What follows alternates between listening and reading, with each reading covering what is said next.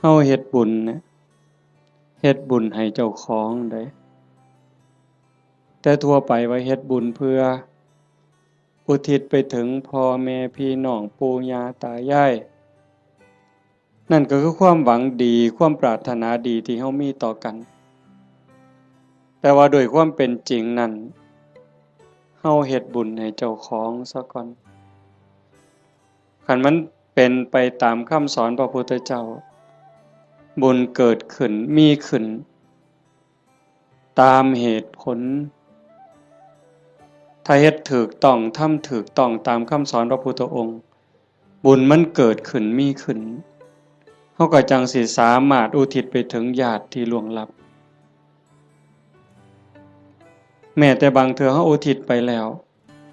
ญาติผู้ล่วงลับก็บ่แน่ใจว่าสิได้นำเฮาหรือบ่ง่ายปานใดเด้เบิ่งดีๆโยมชีวิตเนี่ยเป็นของอัศจรรย์ชีวิตเป็นของมีค่าแต่ว่าเวลาของชีวิตมันน้อยเฮาอยู่ในโลกนี่สัวคู่สัวยามโลกบ่แม่นของเฮาเด้คันเฮาบ่เข้าใจในคำสอนของพระพุทธเจ้าบ่พิจารณาตามความเป็นจริงเฮาก็สิพากันหลงละเริงหลงในยศในตำแหน่งในฐานะความเป็นอยู่ว่าเจ้าของคักว่าเจ้าของประเสริฐดีกว่าเขาคักกว่าเขาอันนี้คือความบ่ฮู้ดอกคนบ่ได้คิดว่าอยากเป็นแต่ว่ากิเลสตัณหาอวิชชามันตัวเฮาก็เลยหลงไปตามมันในเมื่อวันเวลาผ่านไปคือว่ามาว่างั้นน่ะความแก่ก็เพิ่มขึ้นความเฒ่าเพิ่มขึ้นโรคภัยไข้เจ็บก็ใกล้มื้อใกล้เว้นความตายก็ใกล้เข้ามาเฮามาอาศัยโลกสัวคู่สัวยามบ่แม่นบ่อยู่อันถาวรโลกเป็นหม่องมาเยี่ยมมาพักคันคนมีปัญญาก็สิรู้จักสร้างน้ำทำบุญเก็บเกี่ยวสัมภารธรรมเก็บกรรมบุญกุศลเพื่อนำพาดวงจิตดวงใจเจ้าของให้มันไปดีกว่าเก่าให้มันไปดีไปงามเพราะว่าถ้าตราบใดเฮายังบ่ทันถึงมรรคผลนิพพานการเวียนว่ายตายเกิดมีแน่นอนโยมจงมั่นใจเด้บาปมีจริงบุญมีจริงชาติหน้าชาติก่อนมีจริงนรกก็มีจริงสวรรค์มีจริงเฮ็ดดีก็ย่อมได้รับผลดีจริงเฮ็ดชั่วก็ย่อมได้รับผลชั่วจริงผู้ที่มีสัมมาทิฏฐิเบื้องต้นจังสี่ก็จังสิพยายามบ่ให้วันเวลาชีวิตผ่านไปโดยเปล่าประโยชน์พยายามสิเอากำไรให้มันเป็นชีวิตที่มีกำไรเฮามาเยี่ยมมายามมีวันเวลาที่อาศัยอยู่ในโลกนี้บ่โดนก็ถือเอาประโยชน์ให้ได้หลายที่สุดเพราะว่าเมื่อสิ้นลมหายใจปั๊บทุกอย่างคืนสู่ธรรมชาติบ่ได้หยังจากแนวนอกจากว่าโลกเป็นสถานที่ที่เฮามาเยี่ยมมาเยือนมาพักชั่วคราวในขณะเดียวกันชีวิตส่วนที่เป็นร่างกายเนี่ยก็บ่แม่นของเฮาอีกเป็นของยืมชีวิตเป็นของยืมเฮายืมมาจากธรรมชาติยืมจากดินจากน้ำจากลมจากไฟก่อกำเนิดเกิดมาเป็นร่างกายหมดเวลาก็ต้องคืนให้เขาดินเอาคืนให้ดินน้ำคืนให้น้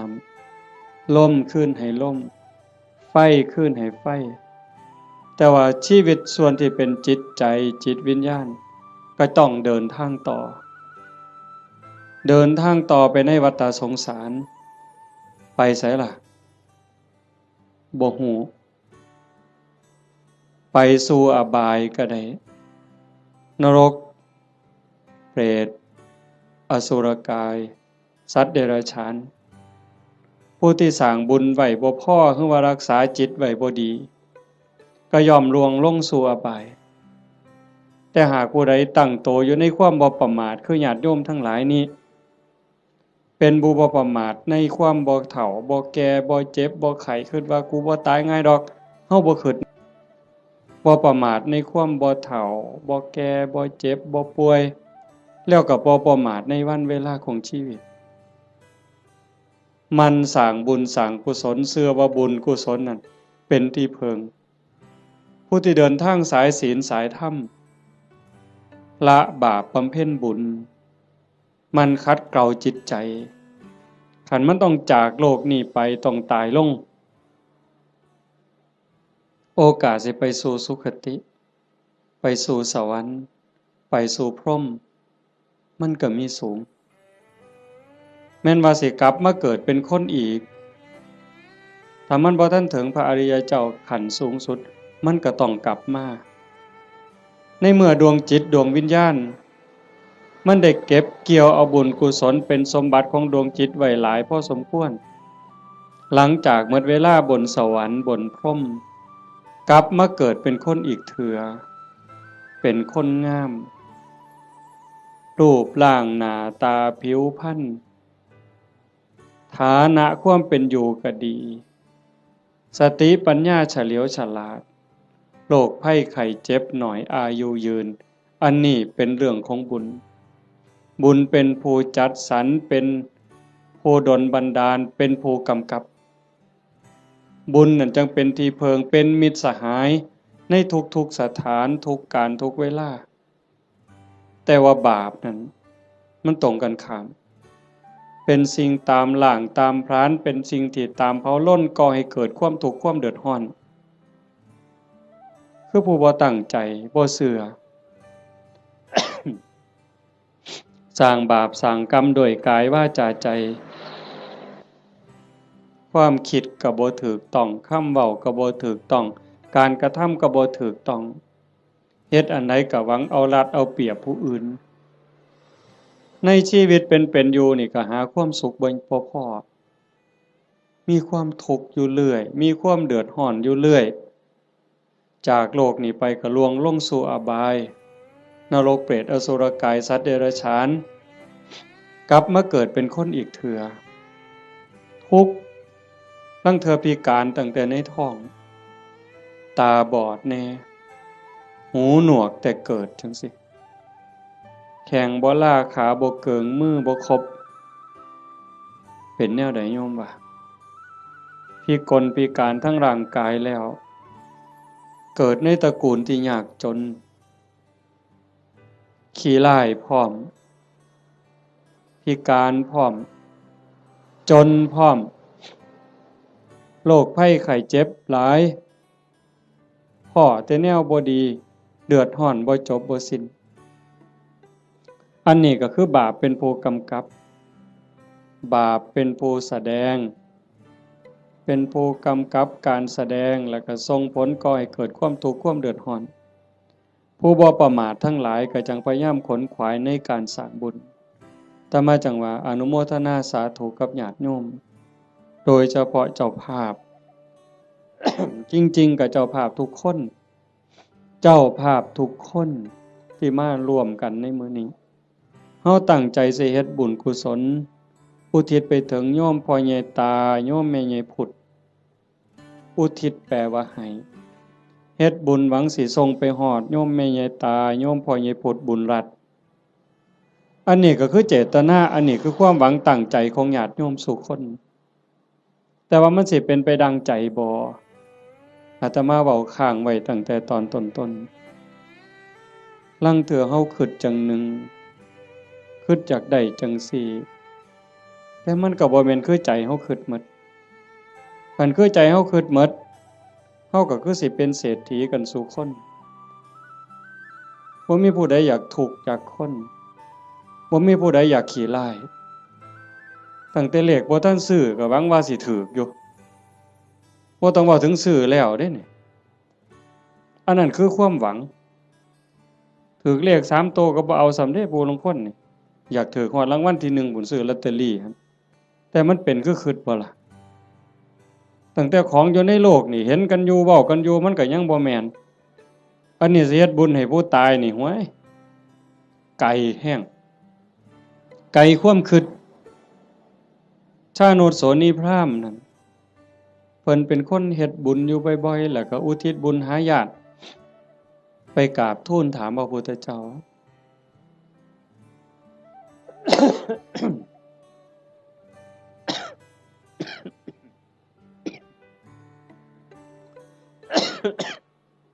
เพิ่นว่าเพิ่นเฮ็ดบุญดูๆเนี่ยอุทิศไปให้ญาติที่ล่วงลับไปญาติได้รับบ่พระพุทธองค์เพิ่นก็ว่ามันบ่แน่นอนดูก่อนพราหมณ์มันแล้วแต่ฐานะคำว่าแล้วแต่ฐานะคือผู้ที่จากไปนั่นเขาไปไสคันเขาไปตกนรกเขาก็บ่ได้รับผลบุญนี่ทันทีนรกเพิ่นบอกว่ามีอยู่457ขุม457ขุมบ่ได้บุญทันทีคันสิได้ก็ในเมื่อรับรู้รับทราบแล้วก็ยินดีอนุโมทนาสาธุนำสิ่งที่เฮาเฮ็ดเฮาทำเขาก็จังสิได้คันไปเกิดเป็นเปรตมี12ชนิดที่สิได้บุญฉับพลันทันทีก็มีอยู่ชนิดเดียวคือปรัตถตูปชีวีอีก11กลุ่ม11คณะสิได้บุญย้อนก็เมื่อเฮาเฮ็ดถูกต้องและอุทิศไปถึงฮู้เรื่องฮู้ราวอนุโมทนาสาธุนำจังสิได้อสุรกายคือกันสัตว์เดรัจฉานคือกันถ้าไปเกิดเป็นเทวดาเขาก็กินอาหารของเทวดากินบุญเก่าเป็นพรหมคือกันคันมาเกิดเป็นคนยิ่งบ่ฮู้เรื่องบ่ฮู้จักเขาก็สิได้นำเฮาจังได๋บัดนี้มันก็บ่ได้อันนี้คือฐานะของผู้ที่จากไปนั่นส่วนหนึ่ง2ผู้เฮ็ดบุญนี่เฮ็ดเป็นบ่เฮ็ดถูกตามคำสอนพระพุทธเจ้าบ่สมมุติว่าญาติเฮาที่ตายจากไปรอคอยส่วนบุญคอยอนุโมทนาเอาบุญนำเฮานี่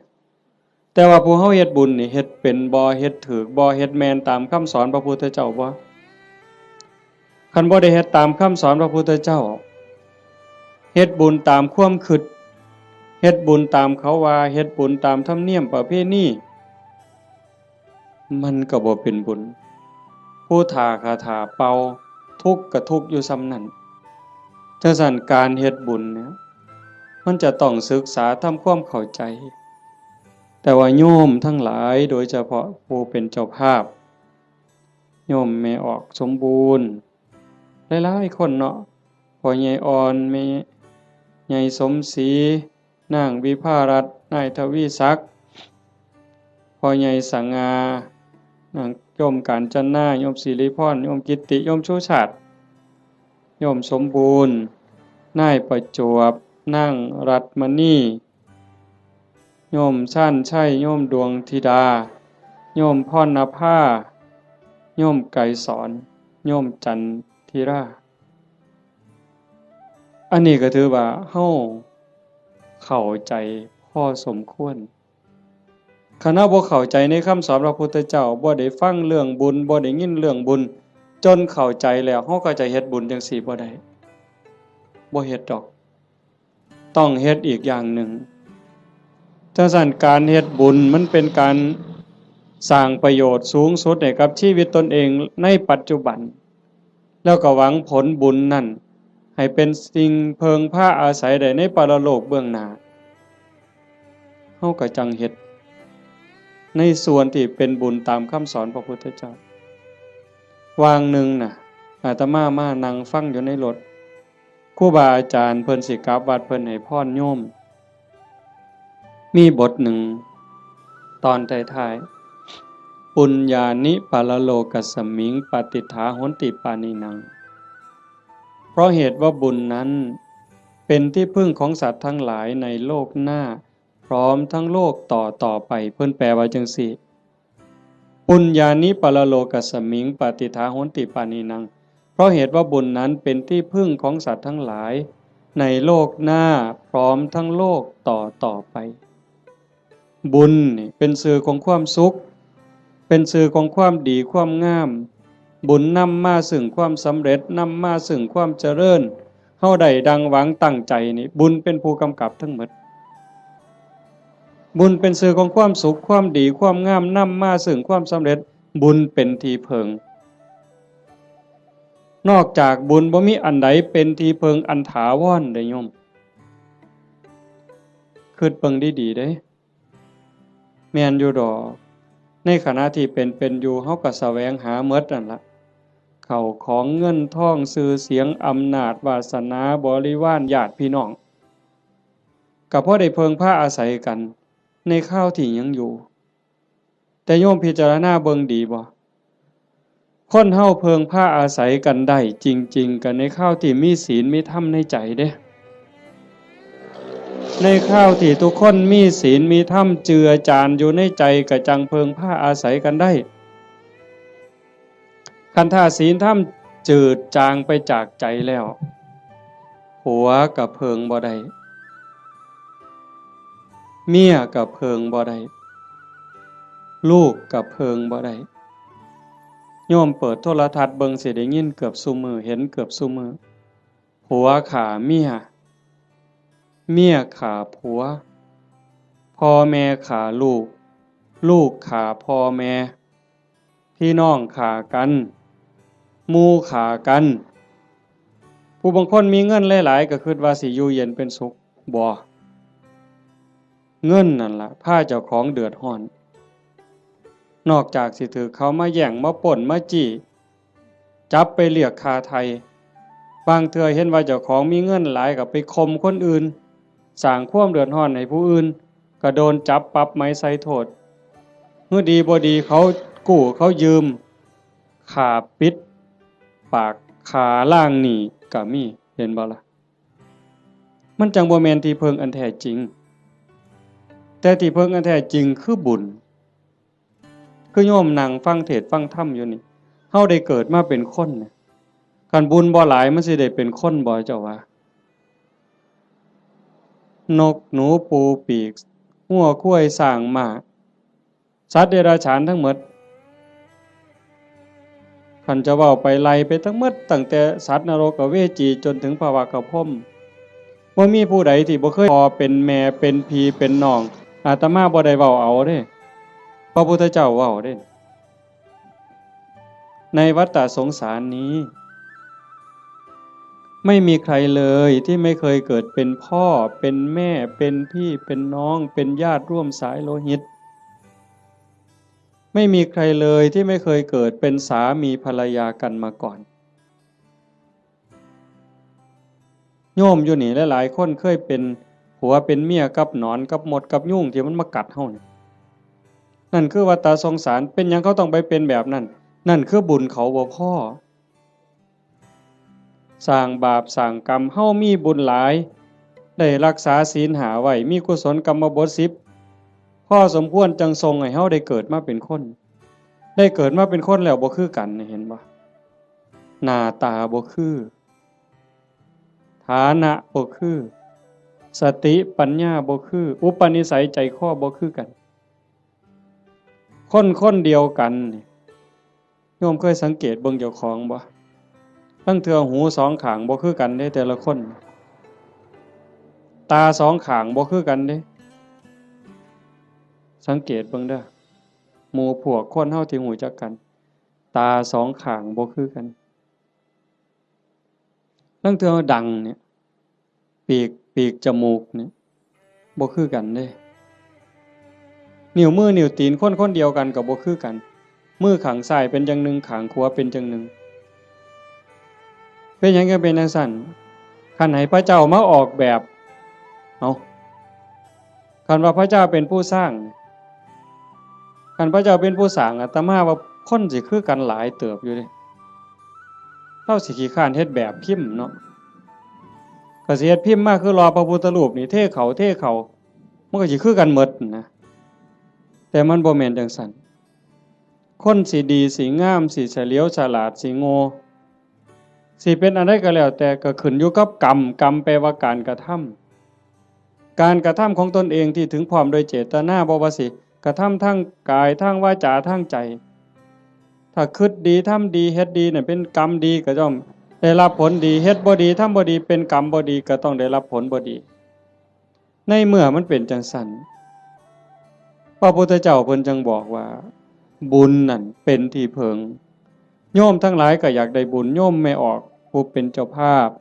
ญาติโยมทุกคนมาร่วมฟังเทศน์ฟังธรรมมาร่วมบุญร่วมงานมาเพาะมาโม่นั่นก็คือเฮาอยากได้บุญแต่ว่าการเฮ็ดบุญนั่นเฮ็ดจังได๋มันจังสิได้หลายขึ้นกว่าเก่าปู่ย่าตายายเพิ่นบอกว่าเฮ็ดบุญกฐินมันได้บุญหลายโยมก็ตั้งอกตั้งใจอยากเฮ็ดบุญกฐินในชีวิตหนึ่งให้มันได้เป็นเจ้าภาพทอดกฐินมันสิได้บุญหลายอาตมาก็ว่าเป็นไปได้ถ้าเฮ็ดเป็นเด้ถ้าเฮ็ดบ่เป็นมันก็บ่เกิดบุญคำโบราณเพิ่นว่ามีกฐินบูดกฐินเน่ากฐินเศร้าหมองอีหยังเพิ่นว่าแต่คันเฮ็ดเป็นบัดมันก็งดงามเป็นที่เพิงพาอาศัยได้ในชีวิตนี้ในชีวิตหน้าบ่จบบ่สิ้นเพิ่นจังให้เฮาศึกษาทำความเข้าใจเรื่องบุญปุญญะเมวะโสสิกขยะอายตัตถังสุขินทริยังทานันจะสมจาริยันจะเมตตาจิตตัญจะภาวเยเอเตธัมเมภาวยิตตวาตโยสุขังสมุทเยอปยาปัจฉังสุขังโลกังบันติโตอุปปัชชติถ้าบุคคลใดปรารถนาบุญอันเลิศพึงศึกษาทำความเข้าใจเรื่องบุญนั้นให้ดีๆจงเลือกทำบุญชนิดที่มีความสุขเป็นกำไรโยมฟังเข้าใจบ่เนี่ยถ้าบุคคลใดปรารถนาบุญอันเลิศจงศึกษาทำความเข้าใจเรื่องบุญนั้นให้ดีๆจงเลือกทำบุญชนิดที่มีความสุขเป็นกำไรคำว่าบุญอันเลิศคือบุญประเสริฐดีงามประเสริฐเลิศเลิศก็แสดงว่าต้องมีสิ่งที่ตรงกันข้ามนั่นคือบุญกระจอกบุญบ่พอสิได้ประโยชน์ไปเนาะก็เอิ้นว่าบุญคือกันอยู่บุญกระจอกเป็นบุญชนิดที่มีความทุกข์เป็นกำไรเป็นบุญนอกคำสอนพระพุทธเจ้าเป็นบุญคิดเอาเป็นบุญตามเขาว่าเอิ้นชื่อว่าบุญคือกันบุญแข่งเหือเห็นบ่เป็นบุญบ่อนใดล่ะหมู่เจ้าว่าบุญบั้งไฟจังสิเอาเป็นบุญบ่อนใดเอาเฮาก็เอิ้นว่าบุญอยู่เด้นี่บุญบั้งไฟตั้งแต่ไปเตรียมทานนี่ก็เท่าใดเครือกเวลาเท่าใดหมดเงินหมดทองเท่าใดผัวเมียผิดกันเท่าใดหมดให้หมดหน้าไปเท่าใดได้ปาลูกปาผัวปาเมียเท่าใดนั่นบ่บุญตายเท่าใดพิการเท่าใดนั่นคือบุญบ่นะนี่บุญตามเขาว่าบุญแข่งเหือคือกันนั่นคือบุญกระจอกอาจสิลงทุนเป็นล้านผู้ว่าราชการจังหวัดมาเป็นประธานเปิดพุ่นได้เฮ็ดบักอย่างใหญ่นี่นั่นคันระดับจังหวัดก็ยังแต่คักหลายกว่าเก่าดีบ่ดีก็ฆ่ากันตายในงานนั้นอันนั้นคือบุญกระจอกอาจสิลงทุนเป็น100 ล้านพันล้านก็ได้แต่บ่แม่นที่เพิงบ่ได้เป็นสมบัติของจิตของใจหยังเลยบุญตามเขาว่าบุญตามประเพณี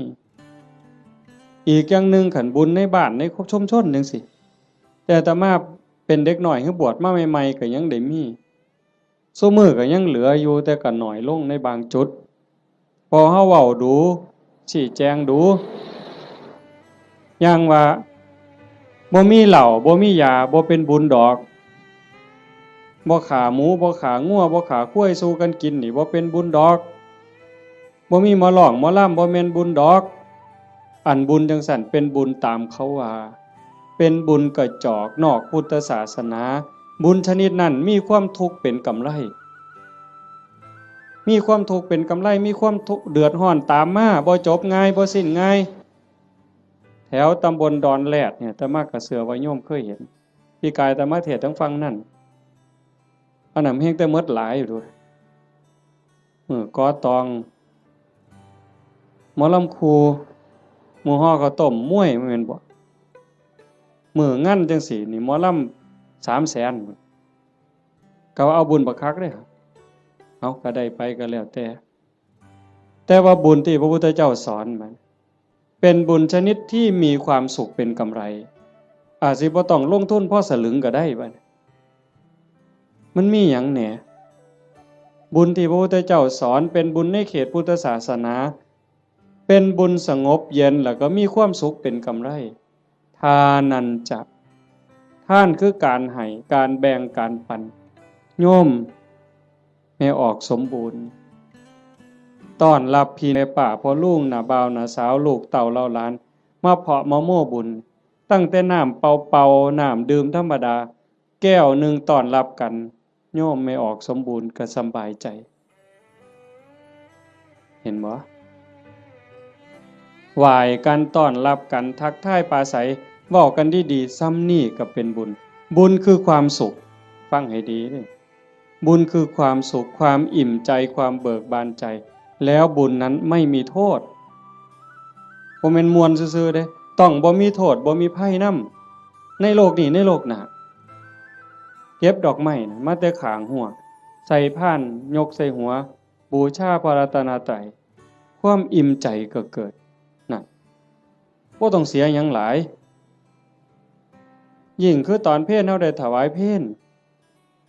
ยกสำรับกับเขาถวายครูบาอาจารย์ได้ไหว้พระได้รับศีลคันเข้าใจตั้งใจดีๆเกิดความสุขเกิดความอิ่มใจตรงนี้คันญาติพี่น้องเพิ่นอยู่ในฐานะที่สิได้เพิ่นก็ได้คันเฮาเฮ็ดถูกเฮ็ดแม่นนี่เพิ่นต้องได้คันเฮ็ดบ่ถูกบ่แม่นหมด100ล้านพันล้านก็บ่เป็นบุญบ่ได้นำจังว่าทานันจะท่านคือการให้การแบ่งการปันตั้งแต่อามิสทานวัตถุทานข้าวน้ำสามปลาโภชนาอาหารปัจจัย4ทั้งหมดที่เฮาถวายกับหมู่สงฆ์ก็แล้วแต่อันนี้มันเกิดความสุขคันยิ่งธรรมทานให้ความรู้ให้ความเข้าใจที่ถูกต้องให้คำแนะนำที่เป็นประโยชน์ในการดำรงชีวิตที่เป็นศีลเป็นธรรมเป็นไปเพื่อความถูกต้องดีงามอันนั้นเป็นธรรมทานอานิสงส์ก็ยิ่งใหญ่กว่าเก่าบัดคันเลยไปฮอดอภัยทานล่ะให้อภัยญาติโยมเคยเป็นอยู่บ่เฮาเครียดให้คนเครียดให้หมู่ก็ตามให้เอื้อยให้อ้ายก็ตามให้พี่ให้น้องก็ตามให้ลูกให้หลานหรือให้ลูกไผลูกเขยเฮาเครียดเฮาขมกักไว้ในใจนี่มันทุกข์มันอุกมันอังแต่คันเฮารู้จักให้อภัยปั๊บอโหสิปั๊บมันก็คือกับบงหนองบงเสียนเคยตำมือตำตีนตำแข้งตำขาก็เอาซ้ำมือนี่ล่ะไปเสียนไม้ไผ่น้ำขอบเตียงขอบหยังมันเตรียมตำมือเข้ามานี่มันก็บ่พอล้มพอตายแต่มันนั่นเดียดอยู่เรื่อยบัดเฮาตัดสินใจบงออกเคลียร์เอาหนามนั่นออกเอาเสียนนั่นออกปั๊บโล่งการให้อภัยก็เป็นจังซั่นฝีจังสิโยมเคยเป็นฝีบ่แต่ต่อมาเป็นเด็กน้อยฝีอยู่ก้นอยู่กับโพกโยมไม่ออกเพิ่นกีบักเขียบแหงกับเปลือกบักงิ้วกีจนมันใหม่ดำๆเอามาผสมกับปูนเคี่ยวหมากเอามาแปะมันดูดจูดปวดแต่มันคือยับออกปืดบ่โดนหัวฝีหลุดปกออกมาเศร้าเจ็บเศร้าปวดทันทีนั่นคือท่านเด้นี่อามิสทานก็มีประโยชน์บ่น้อยอานิสงส์บ่น้อย อานิสงส์สิเป็นขันเป็นตอนขันเรามันสิยาวโพดเอาง่ายๆซ้ำพื้นฐานเนี่ยซ้ำสิเอาบุญเนาะโยมเนาะคือแม่ออกแม่ครัวเนี่ยเฮ็ดอยู่เฮ็ดกินคือมาจังซี่ล่ะโจมปลาเขาพระน้ำสู้กันกินแล้วบัดกินแล้วสิเอาถ้วยเอาซ้ำไปล้างคันแม่ครัวเข้าใจจักน้อยสิเอาบุญเนี่ยเศษอาหารนี่เคลียร์ลงขยะแล้วมีแต่คราบไขมันคราบน้ำแกงเอียงต่างๆที่มันติดอยู่กับถ้วยกับจานแม่ครัวเอาน้ำเทใส่แล้วก็มือลูบในแก้วในถ้วยในจานนั่นแล้วก็คิดในใจก่อนสิเทน้ำลงดินโอ้ยน้ำเศษอาหารรสชาติอาหารติดอยู่กับน้ำนี่เทลงไปในดินให้สัตว์อาศัยในดินมันได้กินเด้อพวกขี้ไก่ดักไก่เดือนไก่มันได้กินแล้วไก่มันอยู่ดีมีแห้งสุขกายสุขใจเด้อแล้วเทลงไปปุ๊บซ้ำนั่นพระพุทธเจ้าว่าเป็นบุญที่นับประมาณไม่ได้แค่นี้เด้อโยมเพราะท่านได้เป็นหยังย้อนได้นี่เป็นบุญหลายจนนับประมาณบ่ได้ซ้ำเฮานับบ่ได้แล้วว่าฝนตกเนี่ยมันจักเม็ดแม่น้ำมูลแม่น้ำโขงแม่น้ำเจ้าพระยาหรือน้ำในทะเลเฮานับบ่ได้ว่ามันจักซ่อนจักแก้วจักขวดจักลิตรจักแองจักโองเฮาบ่สามารถจะนับได้เพียงแค่เฮาเทน้ำล้างถ้วยล้างจานลงในดินแต่เจตนาให้พวกเชื้อโรคพวกขี้ไก่เดือนให้มันได้กินซ้ำนี่ก็บุญมหาศาลพระพุทธเจ้าเพิ่นก็ยังไล่ขึ้นมาจากสัตว์เดรัจฉานร้อยเทื่อพันเทื่อก็บ่สู้ให้คนขี้เมาคนบ่มีศีลบ่มีธรรมตีหัวหมาด่าแม่คนคันให้พวกนี้เทื่อเดียวก็ได้หลายกว่าให้สัตว์เดรัจฉานร้อยเทื่อพันเทื่อให้คนบ่มีศีลบ่มีธรรมจังซั่นร้อยเทื่อพันเทื่อก็บ่ได้บุญหลายเท่าให้โยมผู้มีศีล5เทื่อเดียวเพราะว่าคนมีศีลมีธรรมมันสิเฮ็ดโลกนี่สงบร่มเย็นแล้วก็เป็นประโยชน์นำกันอีกให้คนผู้มีศีล500เทื่อพันเทื่อก็บ่ได้บุญหลายเท่าให้ผู้มีศีล8พอใหญ่แม่ใหญ่เฮาไปจำศีลอยู่วัดในมื้อวันพระวันศีลหรือมีงานปฏิบัติธรรมไปนุ่งขาวห่มขาวนั่นล่ะเป็นเนื้อหน้าบุญผู้ศีล5บริสุทธิ์100เทื่อพันเทื่อก็บ่ได้บุญหลายเท่าให้ผู้มีศีล8เทื่อเดียวให้ผู้มีศีล8 100เทื่อพันเทื่อก็บ่ได้บุญหลายเท่ากับให้เน้นน้อยผู้เดียวได้บัดนี้เน้นน้อยศีล10เด้ให้เน้นน้อยศีล10 100เทื่อพันเทื่อก็บ่ได้บุญหลายเท่ากับให้พระภิกษุศีล227เทื่อเดียวให้ผู้พระภิกษุเนี่ยศีล227 100เทื่อพันเทื่อก็บ่เกิดบุญหลายเท่ากับให้นักบวชนอกศาสนาที่เขาฝึกฝนอบรมบ่มจิตบ่มใจจนคมราคะความรู้สึกระหว่างเพศขาดสะบั้นลงแล้วไล่ขึ้นมาอีกเป็นเก่าชั้น10ชั้นพุ่นบ่ไล่ดอกจนฮอดพระพุทธเจ้าจนฮอดสงฆ์ที่มีพระพุทธเจ้าเป็นประธานอานิสงส์ก็หลายขึ้นให้กับคณะสงฆ์ที่มีพระพุทธเจ้าเป็นประธาน100เทื่อพันเทื่อก็บ่ได้บุญหลายเท่ากับสร้างวิหารกันแดดกันฝนกันลมสร้างวิหาร100หลังพันหลังก็บ่ได้บุญหลายเท่ากับให้ธรรมะเห็นบ่บัดนี้ตัวนี้บ่เสียหยังแล้วเด้บัดบ่สู้ให้ธรรมะเป็นทานให้ความรู้ให้ความเข้าใจอย่างว่าให้ธรรมะเป็นทานก็ได้บุญได้กุศลมาอยู่ได้บุญได้เกิดความร่ำรวยได้เกิดความงามความดีแต่ว่าบางเทื่อมันก็ยังแบกศาลานั่นกูก็สร้างกุฏินี่ก็สร้างโบสถ์ก็สร้างกฐินก็เฮ็ดซุปีคันบ่มีกูนี่บ่ว่าทีเดียวเลยบัดนี้เป็นจังได๋บัดดีบ่หลวงพ่ออย่าเว้ายากเด้บ่เฮ็ดกฐินให้เด้เป็นจังได๋บัดบ่มาก็ได้เด้วัดนี่นั่นครูพระแล้วนั่นเพิ่นว่าเพิ่นคักซั่นเด้จังต้องมาที่อภัยทานรู้จักให้ธรรมะรู้จักให้อภัยคือจิตทำจิตให้ว่างทำจิตให้เป็นอิสระผลมันก็มีอานิสงส์ต่างกันหลายขึ้นสูงขึ้นอันนี้คือทานได้อันที่1ทานันจะสัมมจริยันจะบุญชนิดที่มีความสุขเป็นกำไรสม่ำเสมอควบคุมอากัปกิริยาคำปากคำเว้าให้เป็นไปโดยสงบเสงี่ยมอันนั้นคือศีล สำรวมวาจาใจให้เรียบร้อยศีลนี่จังมีอานิสงส์หลายเพราะว่าของมาท่านลักมากก็ได้โกงมากก็ได้ปล้นมากก็ได้ฆ่ามากก็ได้ได้บุญหลายแต่มันอาจสิบ่บริสุทธิ์เห็นบ่ศีลมันเป็นอุบายออกจากการเบียดเบียนตนเองก็บ่เดือดร้อนคันมีศีลเด้คนอื่นก็บ่เดือดร้อนเป็นหยังโยมก็เข้าใจอยู่ศีลข้อที่1เจตนาเป็นเครื่องงดเว้นจากการทำสัตว์ที่มีชีวิตให้ตกร่วงบ่ว่าถึงขาเลยแม้แต่เบียดเบียนเขาหักแข้งหักขาหักปีกเขาก็บ่เฮ็ดให้เขาผากพ่อผากแม่ผากลูกก็บ่เฮ็ดมันเป็นทุกข์มันเดือดร้อนคันเฮามีศีลข้อที่1โลกทั้งใบก็สงบบ่มีผู้ใดย้านไผสิทำอันตราย2ทรัพย์ที่ดินที่ดอนเงินทองแก้วแหวนของผู้ใดผู้ใดก็หักของผู้ใดก็แพงเขาก็คือเฮาเฮาก็คือเขาชีวิตและทรัพย์สินกันว่าข้อที่1อีกจักหน่อย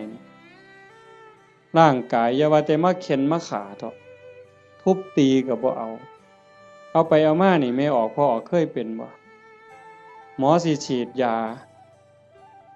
ป้องกันโรคป้องกันภัยเขาสิฉีดวัคซีนบ่ให้เฮาเจ็บเฮาป่วยบางเทื่อก็เจ็บบ่ให้เขาฉีด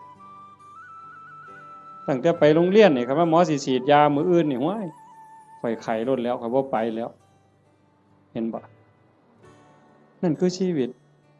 เขาก็คือเฮาคือเขาทรัพย์สินสมบัติคือกันข้อ3ลูกหลานผัวเมียพี่สาวพี่ชายน้องสาวน้องชายผู้ใดก็คือกันผู้ใดก็ฮักผู้ใดก็หวงญาติพี่น้องของเจ้าของสามีภรรยาลูกหลานเจ้าของคันเฮาเห็นอกเห็นใจกันจังซี่คันบ่ได้แต่งการแต่งงานบ่แม่นว่าเฮาฟังคือตื้นๆเข้าใจกันเพิ่นๆว่าศีลข้อที่3นี่ไม่ให้ล่วงเกินสามีภรรยาคนอื่นจริงๆบ่แม่นแต่ผัวเขาเมียเขาเด้ลูกหลานพี่สาวพี่ชายน้องสาวน้องชายคันบ่ทันได้เข้าพิธีแต่งงานสมรสพ่อแม่เขาบ่ทันอนุญาตเฮาไปล่วงเกินเขาก็ผิดศีลข้อนี้หมดข้อ2เจตนาเป็นเครื่องงดเว้นจากการถือเอาสิ่งของที่เจ้าของเขาไม่ได้ให้สิยักยอกสิปล้นเอาลักเอาว่าห้ามลักเดี๋ยวปล้นเอาซะดอกมันสิว่าก็บ่แม่น4เจตนาเป็นเครื่องงดเว้นจากการพูดเท็จเฮาก็บ่อยากให้ไผตัวเฮาบ่อยากให้ผู้ใดมาเว้าให้เฮาผิดอกผิดใจบริวารคือว่าองค์ประกอบที่จะเฮ็ดให้มันผิดให้มันเศร้าหมองนี่นอกจากโกหกแล้วก็ยังมีเว้าส่อเสียดยุยงให้แตกร้าวสามัคคียุให้ผู้นั้นผิดกับผู้นี้เว้าเพ้อเจ้อไร้สาระหาแก่นสารบ่ได้เว้าคำหยาบคำห้ายคำด่าที่ฟังแล้วเฮ็ดให้ทุกข์ใจเจ็บใจอันนี้ก็ต้องงดเว้นอันนี้เป็นศีลเนี่ยเจตนาเป็นเครื่องงดเว้นจากการดื่มเสพเครื่องดองของเมาเฮาก็สิคิดว่าแต่บ่กินเหล้าอย่างเดียวบ่ให้กินเหล้ายาม่าสูบได้บ่กัญชาเฮโรอีนได้บ่จริงๆเพิ่นมีทั้งสุราทั้งเมลัยทั้งของเมาต่างๆคันเฮาไปเสพไปสูบทั้งอมทั้งดมทั้งเคี้ยวเฮ็ดให้ขาดสติสัมปชัญญะบางเทื่อเป็นบ้าอย่างมันคั่งยาบ้าจับแม่เจ้าของปาดคอพ่อเจ้าของปาดคอมันดีบ่ใดบัดคันเฮาเฮ็ดได้จังซี่มันก็เป็นเครื่องคุ้มครองบ่เบียดเบียนตนเองบ่เบียดเบียนผู้อื่นความเดือดร้อนก็บ่ต้องเกิดขึ้นในโลกในสังคมอันนี้คือบุญชนิดที่มีความสุขเป็นกำไรที่พุทธเจ้าเพิ่นสอนข้อที่2 3เมตตาจิตตัญจภาวะเยสร้างความหักความแพงความเมตตาความหวังดีต่อกันให้มันหลายขึ้นให้มันเจริญขึ้นอย่างเฮาเฮ็ดสมาธิเบิ่งญาติโยมหลายๆคนท่าทางนี่เฮาเป็นคนวัดคนว่าจำศีลภาวนาไปปฏิบัติธรรมนำครูบาอาจารย์บนหันบนนี้ สังเกตเบิ่งบ่เวลาเราเดินจงกรมโดยความตั้งใจล้อมสติในอารมณ์ปัจจุบันเวลามานั่งสมาธิก็มีสติที่ลมหายใจเข้าออกคัน10นาทีผ่านไป20นาทีผ่านไปคันฮอด30นาทีแห่งแต่สุดยอดคันเรามีสติในอารมณ์ปัจจุบันลมหายใจเข้าก็ฮู้ลมหายใจออกก็ฮู้ลมสั้นก็ฮู้ลมยาวก็ฮู้ใจโยมสินิ่งใจนิ่งใจสบายกายเบาจิตเบาความรู้สึกที่เป็นสุขมันจะเกิดขึ้นสมองก็ปลอดโปร่งเบากายเบาใจความคิดอันดีอันงามเกิดขึ้นมาคันมันหลายไปกว่านั้นอีกสงสารคนรู้โตนคนบ่เว้าแต่ว่าคนที่ฮักกันแพงกันเด้แม้แต่คนเป็นครูกรรมครูเวรด่าเฮากลั่งแกเฮาเบียดเบียนข่มเหงเฮาก็สิมีความเมตตาให้เขารู้โตนเขาอีกต่างหากเขาเบียดเบียนข่มเหงฆ่าตีเฮานี่สิเอาโทษเอาเรื่องผู้อื่นสิเอาโทษยุให้เอาโทษจับเข้าคุกเข้าตารางปรับไหมใส่โทษเฮาผู้ถูกตีถูกฆ่าหัวล้างข้างแตกแขนหักขาหักบางเทื่อโอ้ยบ่ว่าหยังดอกรู้โตนมันให้อภัยมันซะเห็นบ่คันคนในโลกมีจิตสภาพนี้ล่ะโยมว่ามีใจเป็นจังซี่ล่ะที่โอบอ้อมไปด้วยศีลด้วยธรรมจิตที่ถูกห่อหุ้มด้วยศีลด้วยธรรมด้วยความเมตตาต่อกันโลกมันสิเป็นจังไดโยมว่าที่มันวุ่นวายอยู่จังซี่ย้อนคนขาดศีลขาดธรรมบ่ใส่ใจต่อศีลต่อธรรมก็เลยมีแต่ความเห็นแก่เนื้อแก่ตัวเอาเปรียบแม้กระทั่งเมียเจ้าของบ่ต้องเว้าผู้อื่นเด้เอาเปรียบเมียเจ้าของเอาเปรียบผัวเจ้าของลูกเต้าเอาเปรียบพ่อแม่แน่นอนเลยเลี้ยงมาพาใหญ่ตั้งแต่พูนอุ้มผ้าค่าท้องยากปานใดไม่ออกหูดีบ่ต้องจักถามดอกว่าพ่อแม่สิฮักเฮาส่ำใดห่วงใยเฮาส่ำใดโยมถามเจ้าของฮักลูกแต่มื้อใดยายถามจักหน่อยนี่โยมฮักลูกแต่มื้อใดเกิดไสเกิดจากท้องหรือเกิดในท้องบ่ยายว่าเกิดออกจากท้องมาฮักเลยแต่อาตมาเห็นว่าผู้บางคนนี่ส่วนหลายฮักตั้งแต่ว่าลูกมีในท้องว่าตั้งท้องแล้วฮักเลยลุกก็ระวังย่างก็ระวังกินก็ระวังนอนก็ระวังสิกินอันใดลงไปคันถ้าแม่นเจ้าของมักปานใดเคยกินเคยแซ่บแต่คันว่ามันสิเฮ็ดให้ลูกแสบลูกร้อนหยุดนั่นคือความฮักเด้ฮักตั้งแต่ว่าลูกอยู่ในท้อง9เดือน10เดือนคลอดมาก็เกือบล้มเกือบตายเชื่อว่าทุกคนนี่มือออกลูกนี่บ่มีผู้ใดม่วนปานใดดอกเทิงห้องเทิงไห้จมให้ผัวซ้ำผู้บางคนเครียดให้ลูกบ่สร้างลูกบ่ว่าฮักตั้งแต่คาท้องบ่ฮู้ซ้ำว่าลูกในท้องนี่มันสิเป็นผู้หญิงหรือเป็นผู้ชายสิพิการบ่สมบูรณ์บ่สิขี้ร้ายหรือสิงามสิเกิดมาทำร้ายเจ้าของบ่สิเป็นคนดีหรือเป็นคนชั่วบ่เกี่ยวกันบ่สนใจเลยฮักอย่างเดียวบัดลูกเกิดมาแล้วเลี้ยงมาลำบากปานใดหมดข้าวจักเหล้าตัวสิใหญ่แต่ละคนหมดเสื้อผ้าจักผืนหมดเงินจักแสนแต่งการแต่งงานให้แล้วบ่เฮ็ดเฮือนเฮ็ดซ่านให้อีกแล้วบ่มีทางออกลูกมาก็มาให้แม่เลี้ยงพ่อเลี้ยงคือเก่าพูดไปหาซื้อขนมกินอยู่กรุงเทพ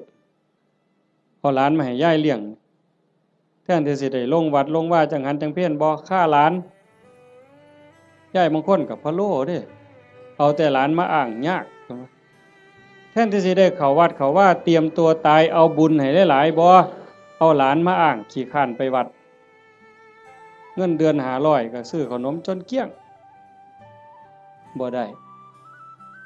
ว่าเลี้ยงหลานใหญ่แล้วก็สิไข่ดอกเพิ่นหลานใหญ่มันละออกเรียนมาอีกตายเจ้าเสร็จอีกคือเก่าไปบ่รอดเพิ่นว่าเฮ็ดจังไดบัดนี้สิมาวัดตอนมาอยู่ข้างกำแพงบ่เมื่อเลยมาเทื่อเดียวอยู่เลยเด้อบัดนี้บ่แม่นแนวซั่นบ่เห็นบ่คันเฮาได้พิจารณาอีหลีอีหลอนี่จากทานมาสู่ศีลมาสู่ภาวนาความเมตตาหวังดีต่อกันมันสิเกิดจริงๆการสร้างบุญการเฮ็ดบุญมันมีรายละเอียดหลายโยมตั้งแต่การให้ทานซื่อๆนี่ทานอย่างเดียวนี่น้ำขวดเดียว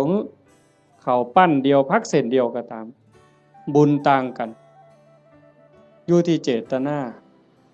คันให้ด้วยความศรัทธาเชื่อในคำสอนของพระพุทธเจ้าบาปมีบุญมีชาติหน้าชาติก่อนมีเชื่อมั่นใจจังซั่นเนี่ย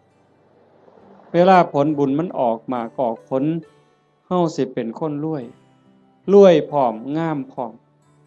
ปัจจุบันก็จิตใจร่ำรวยบุญกิริยามารยาทก็งดงามงามภายนอกงามภายในงามภายในทรงไปสู่ภายนอกเกิดชาติใหม่พบใหม่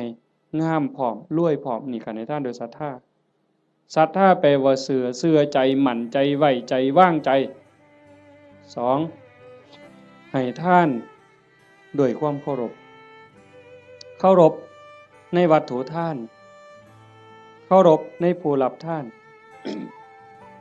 อาตมาบอกข้างไปตอนต้นมันแล้วแต่ฐานะที่ชาโนโสนิพามถามพระพุทธเจ้ามันแล้วแต่ฐานะมันมีหลายระบบอีกหลายเหลี่ยมอีกผู้รับท่านน่ะมีศีลมีธรรมบ่อย่างคือทอดกฐินนี่ครูบาอาจารย์เพิ่นมีศีลมีธรรมได้ฝึกฝนได้อบรมมื้ออื่นเวลาพ่อใหญ่พาไปกล่าวกฐินฮือย่ายผู้เป็นเจ้าภาพอุ้มผ้ากฐินถวายเนี่ยมื้อนั้นอาตมาไปเห็นอยู่วัดหนึ่งเพิ่นนิมนต์ไปรับนำเพิ่นเขียนคำถวายให้เจ้าภาพนี่อุ้มผ้าไตรจีวรตั้งนะโมแล้วก็พาหมู่ว่าอิมังพันเตกฐินะจีวรทุตสังอาตมาก็เหลียวเบิ่งหน้าเจ้าภาพก็คิดเบิ่งใจเจ้าภาพคิดเบิ่งใจญาติโยมอีกหลายๆคนโยมว่าเป็นตาอ่อนซ่อนบ่ในชีวิตหนึ่งเฮาได้อุ้มผ้าไตรจีวรกล่าวถวายสังฆทานถวายผ้ากฐินว่าเป็นบุญใหญ่เป็นบุญสุดยอดมันสิเป็นความภูมิใจสิเป็นบุญปานใดโยมว่าคิดเบิ่งเด้อยายชีวิตหนึ่งนี่เฮาให้ได้เฮ็ดคันบ่ได้เฮ็ดกองใหญ่เป็นเรื่องเป็นราวคือเพิ่นกลับไปห่วมเพิ่นเฮ็ดได้อันนี้คือสิ่งที่ได้เด้บุญเนี่ยติดตามไปในโลกนี้โลกหน้าหน้าที่ไผได้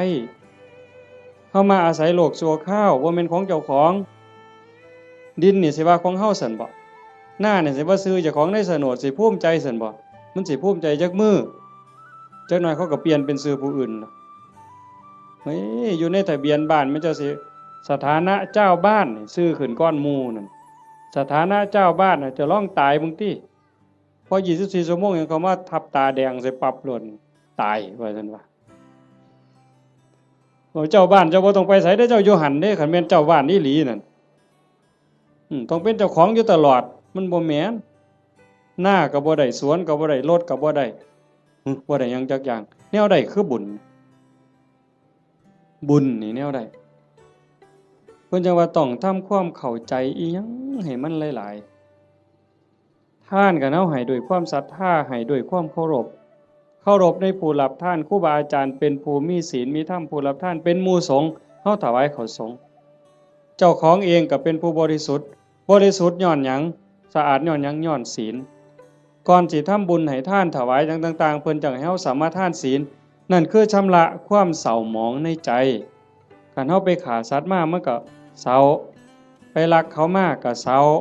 ไปนอกอกนอกใจสามีไปล่วงเกินผู้อื่นมามันก็เศร้าหมองเอาน้ำมาอาบหมดน้ำทะเลมันก็บ่สะอาดใจบ่สะอาดดอกไปตัวเข้ามาไปดื่มเสพเครื่องดองของเมามาสิใส่ผงซักฟอกอันใดสบู่อันใดล้างออกมันก็บ่สะอาดแต่ขันสามารถทานศีลปั๊บปานาติปาตาทินากาเมมุสาสุราปั๊บพระสงฆ์เพิ่นสรุปศีลให้ปั๊บสำบายใจล้างความหม่นหมองความเศร้าหมองในใจนั่นออกมา นั่นเป็นผู้บริสุทธิ์นี่เด้มันสิเกิดพละอานิสงส์หลายมันแล้วแต่ฐานะสิเกิดบุญจังไดนี่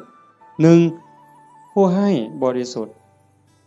2วัตถุที่มาทำบุญก็บริสุทธิ์3ผู้รับก็บริสุทธิ์ผ่ากฐินมาทอดกฐินนี่มันสิบริสุทธิ์บ่เป็นกฐินเนากฐินบูดกฐินเศร้าหมองบ่ผ่านั่นบ่ได้ลักไผมาบ่ได้ยืมไผมาเป็นของที่เกิดด้วยหยาดเหงื่อแรงงานด้วยความบริสุทธิ์ผ่าเก่าก็ได้ย่ายผ่าเก่าก็ได้กางเก่ากางใหม่ก็ได้ผ่าใหม่ก็ได้ผ่าบางสุกุลก็ได้ไปเก็บมาแต่กองขยะพุ่นก็เป็นกฐินได้ไปเก็บมาจากกองขยะสีกได้เถอะค่ะท่อนละซ้ำฝ่ามือทำศอกซ้ำแขนมาหงิบต่อกันเฮ็ดผ้าสบงได้ผืนหนึ่งเก่าๆก็ได้แต่ว่าเป็นกรรมสิทธิ์โดยชอบธรรมโดยความถูกธรรมนั่นคือวัตถุทานที่บริสุทธิ์บุญกุศลมหาศาลแล้วก็ประกอบกับเจตนาอีกก่อนให้นี่มีศรัทธาบ่ตั้งใจไว้ดีบ่คันมีความศรัทธามีความเหลื่อมใสของนั้นแม้นมันสิน้อยสิราคาหลายปานใดพักเครื่องเส้นแต่ก่อนให้มีความศรัทธามีความตั้งใจสักกจังทานังเทติให้ท่านด้วยความเคารพด้วยความศรัทธาเนี่ยของนั้นมันสิมีค่ามีราคาหน่อยเฮาตั้งอกตั้งใจถวายพระพุทธเจ้าว่าบุญบ่น้อยของได้มาด้วยความชอบธรรมได้มาแล้วโดยธรรมเป็นของบริสุทธิ์ก่อนให้ก็มีศรัทธามีความเหลื่อมใสในขณะที่ยิบยื่นให้ทรงให้ยกประเคนก็ภูมิใจดีใจให้ไปแล้วหลังให้ก็มีความปีติยินดีคิดพ่อย่ามใดก็สุขใจอิ่มใจภูมิใจจนน้ำตาหลั่งน้ำตาไหลบุญจะเกิดอันนี้คือฐานะที่เฮ็ดให้บุญมันมีพลัง3ให้ท่านตามการกฐินนี่ก็ประยุกต์เข้ามาในหันเพราะว่าวัดหนึ่งรับได้เทื่อเดียวในรอบปีเดือนเดียวเท่านั้นคันมือร้อยกระทงไปแล้วสิมีเงินแบ่งพันนี่เต็มปะล่ำนี่ก็ทอดกฐินบ่ได้หมดโอกาสเห็นบ่มันถือการถือเวลาคันผู้ใดให้ท่านตามการตามเวลาเพิ่นบอกว่าเมื่อบุญมันออกหมากออกผลเต็มที่แล้วตกทุกข์ได้ยากลำบากลำบนบ่อนใดอยู่ไสก็ตามสิมีคนซอยเหลือแม่นเว้ากันบ่ฮู้เรื่องก็สิมีคนซอยคันบ่มีผู้ซอยอยู่บ่อยู่ก็ถูกเลขบ่อยากถูกก็ถูกเฮาสิได้ยินอยู่เรื่อยพวกถูกลอตเตอรี่ถูกแจ็คพอตบางเทื่อก็แม่ค้าขายผักบางเทื่อก็3ล้อบางเทื่อก็คนกวาดถนนพวกเรานี่บ่ได้ซื้อประจำดอกกวาดถนนไปเข็นผักไปรู้ตนเห็นคนตาบอดเห็นคนพิการที่มาขายลอตเตอรี่เฮามีใจรู้ตนนี่คนทุกข์นี่จะรู้ตนกันบางเทื่อก็บ่อยากได้บ่อยากซื้อแต่ว่าเพราะอยากอุดหนุนเขาหยิบให้แน่บ่เบิ่งฮอดตัวเลขซื้อมาแล้วก็ใส่กระเป๋าไว้บ่หัวซ่าเลขออกไว้แล้ว2มื้อ3มื้อจังมาคิดพ้อตรวจเบิ่งก่อนนะนั่งว่างๆตรวจเบิ่งถูกซ้ำนี่เป็นผลบุญจากการให้ท่านตามการตามสมัยคือกฐินจังซี่อันนึงคนตกรถตกเรือบ่มีค่ารถจังซี่ลูกกำพร้าคนด้อยโอกาสจังซี่คนถูกไฟไหม้บ้านน้ำท่วมหน้าหนาวบ่มีเสื้อผ้าห่มเฮาซอยเหลือในข้าวที่คนอื่นเดือดร้อนนี่มันเป็นการละท่านผลบุญเกิดเฮาสิได้มีคนซอยเหลือท่านการท่านเวลาการให้ท่านโดยจิตโดยความเคารพที่ว่ามาวังหันข้อที่2ขามมานิดนึงเคารพในผู้รับทานเคารพในวัตถุทานผลบุญเกิดสิได้ลูกดีผัวดีเมียดีข้าทาสบริวารสิเป็นคนซื่อสัตย์ไว้ใจได้วางใจได้มีอานิสงส์หมดเด้4กฐินนี่ก็เข้ามาในนี้อีกทานด้วยจิตหวังอนุเคราะห์ตามธรรมดางานกฐินมันสิเป็นเรื่องของพระเรื่องกฐินเป็นเรื่องของพระบ่เกี่ยวกับโยมออกพรรษามามื้อวันแฮม1ค่ำเดือน11จนฮอดวันเพ็ญเดือน12ระยะเวลา1เดือนนี่ภาษาธรรมเพิ่นสิเอิ้นว่าจีวรการเวลาแห่งการแสวงหาผ้า ออกพรรษาปั๊บเพิ่นก็สิแยกย้ายกันไปเพราะว่าผ้าสมัยเก่ามันบ่ได้ดีคือซุมื้อผ้ามันเปื่อยเป็นฝ่ายอีโป้แม่นบ่พ่อใหญ่อาตมาก็ได้ใช้อยู่ย้อนหลังไป40กว่าปีหั่นฝ่ายตำเอาเองมันบ่ได้เหนียวบ่ได้หมั่นปานนี้มายิ่งสมัยก่อน 2,600 กว่าปีโยมว่ามันสิปานไหนไปเก็บมาจากกองขยะผ้าห่อศพจังสิผ้าเปื้อนประจำเดือนไม่ออกก็ไปถิ่มจังสิผ้าไปฉีกก็มาต้มน้ำเลือดน้ำเหลืองออกซักน้ำออกมาเย็บเป็นผืนแต่บัดมื้อนี้ย่ายผู้เป็นเจ้าภาพพร้อมลูกพร้อมหลานเขียนหนังสือว่าสั่นก็ถือพานดอกไม้ไปกราบหลวงพ่อเจ้าอาวาสหลวงปู่หลวงตาผู้บาอาจารย์บ่ต้องลำบากเด้อบ่ต้องกังวลเด้อเรื่องกฐินปีนี้ข้าน้อยสิพาลูกพาหลานพาพี่พาน้องเฮ็ดถวายดอกเด้อให้ครูบาอาจารย์สบายใจได้ศึกษาธรรมะปฏิบัติธรรมะมาบอกมาสอนพวกผู้ค้านี่คือการให้ทานด้วยจิตหวังอนุเคราะห์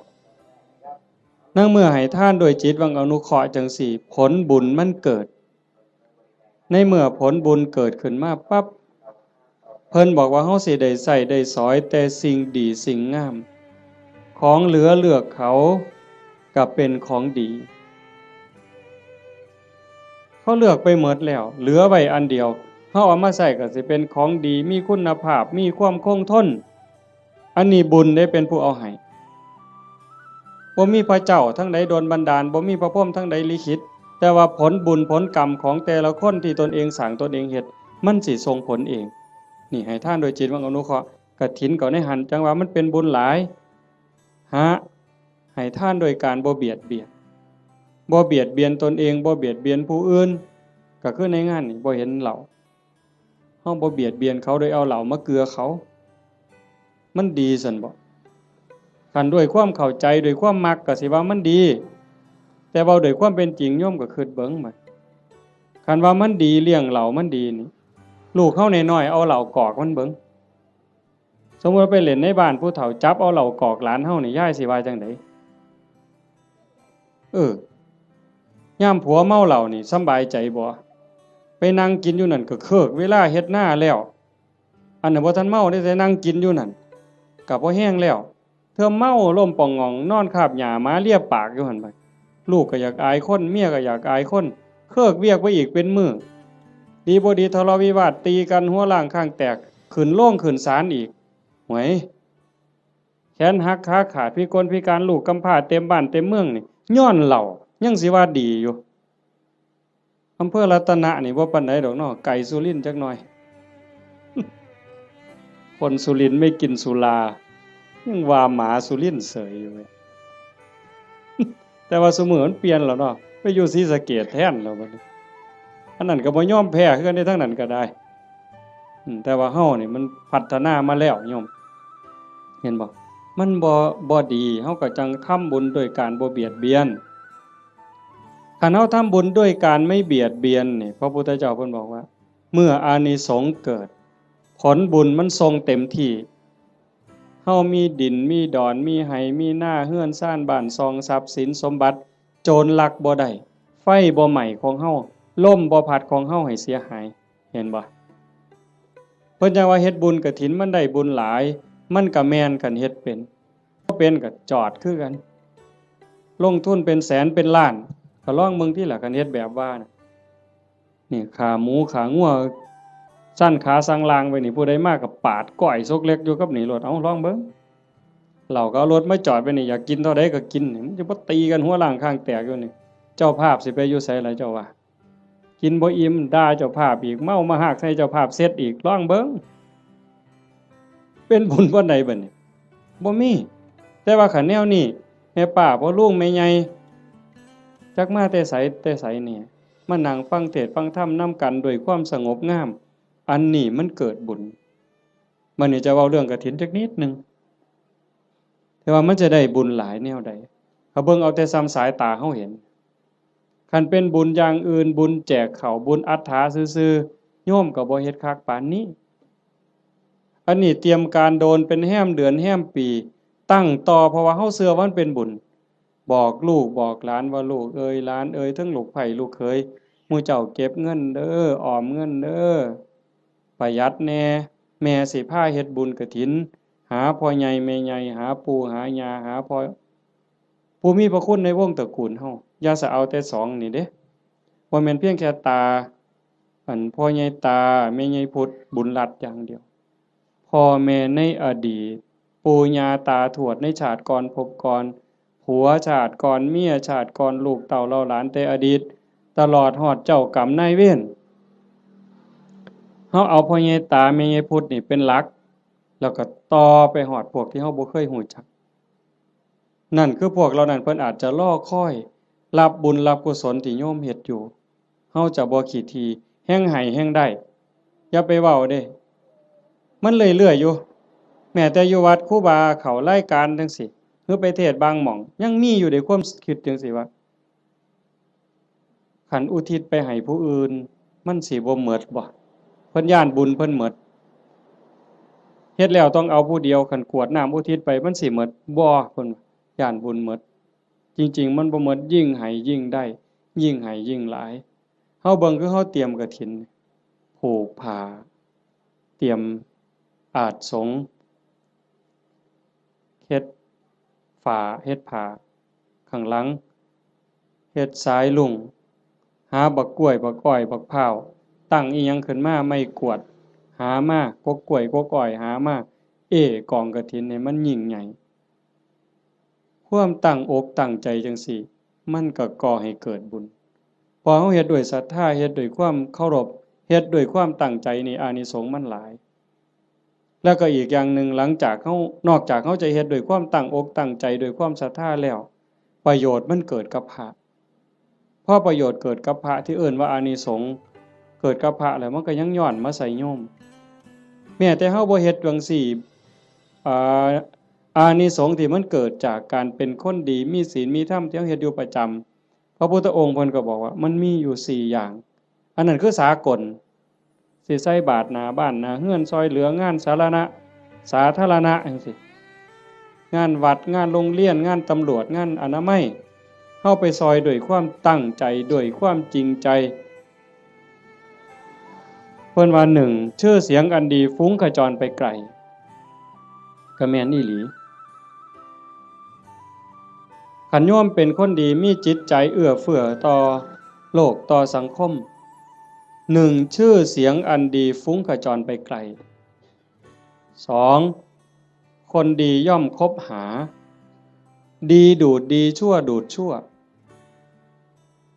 พวกเล่นไพ่มันก็บ่ได้มาติดประกาศผู้ใหญ่บ้านบ่ได้ประกาศเอิ้นเด้มื้อนี้เด้อผู้ใดสิไปเล่นไพ่ไปส่งนั่นเด้อเขายังขาดขาอยู่ผู้ใหญ่บ้านบ่ได้ประกาศเด้ไปเองหมู่มันสิกินเหล้าก็บ่ได้เอิ้นประกาศมาเด้อตอนนี้มาแล้วเหล้าขาวก็มาแล้วเหล้าสีก็มาเบียร์ก็มาหมดทุกยี่ห้อฟ้าวมาบ่ได้เอิ้นไปเองมันดูดกันไปดีดูดดีชั่วดูดชั่วอันซุ่มไปวัดปฏิบัติธรรมนั่งสมาธิอันนี้ก็บ่ได้ยากคือกันไปแล้วบ่เฒ่าพร้อมแล้วบ่โทรศัพท์ถ้าค่อยได้เด้อไปโลดเห็นบ่